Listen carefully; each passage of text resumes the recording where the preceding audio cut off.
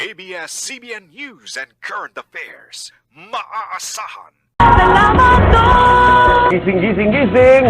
At sa unang buso po ng ating mga tampok sa Salamat, Dok, makakasama po natin si Dr. Erwin Alcazaren, isa po siyang breast surgeon sa The Medical City. Morning, Doc. At dahil ang buwan po ng Oktubre ay Breast Cancer Awareness Month, ano po, napapanahong talakayin po natin yung cancer na ito na kadalasang identified po na cancer ng mga babae pero tumatama rin pala sa ilang kalalakihan, ano po? Ang breast cancer o cancer sa suso ang nangunguna ngayong cancer sa babae at lalaki sa Pilipinas. Naungusan na nito ang lung cancer.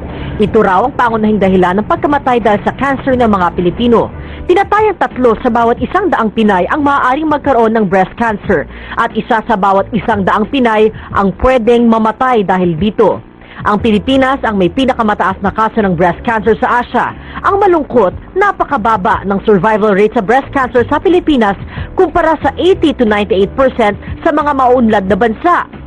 40% lamang ang sa Pilipinas. Isa si Carla Parasison sa mga pasyenteng breast cancer survivor sa bansa. 2004 nang mapansin ng kanyang asawa na may matigas na bukol sa kanyang kaliwang suso.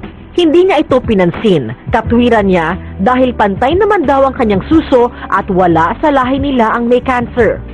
Pero nang nagpatingin pa si Carla sa kanyang company doctor, pinayuhan siyang magpatingin sa isang surgeon para makasiguro kung benign o malignant ito.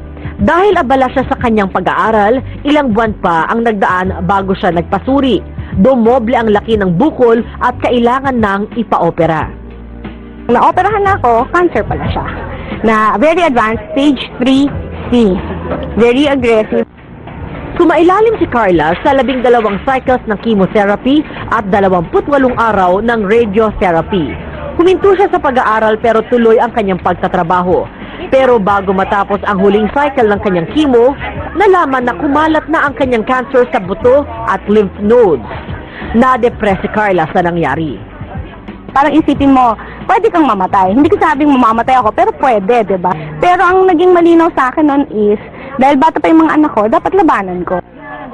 Hirap na nga si Carla sa gamutan, dumagdag pa ang hindi birong gastos. May isang kaibigan na nagboluntaryong gumawa ng isang website, ang ouronlittleway.org. Dito ipinaalam sa kanyang mga kakilala ang kanyang kondisyon.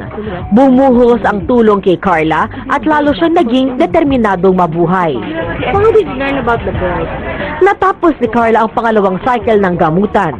March 2009, sa resulta ng kanyang quarterly PET exam, all clear na sa cancer si Carla pero batid niyang maaaring bumalik ang kanyang sakit. Magiging vigilant ka na lang na kailangan sa pinakamaagang panahon, pag may nakitang ebidensya, paggamot ka ulit. Sa ngayon, volunteer coordinator si Carla ng I Cancer Foundation for Media and Information para maibahagi ang naging karanasan sa mga kababaihan at kahalagahan ng early detection para na rin sa pag-asang mabuhay sa cancer.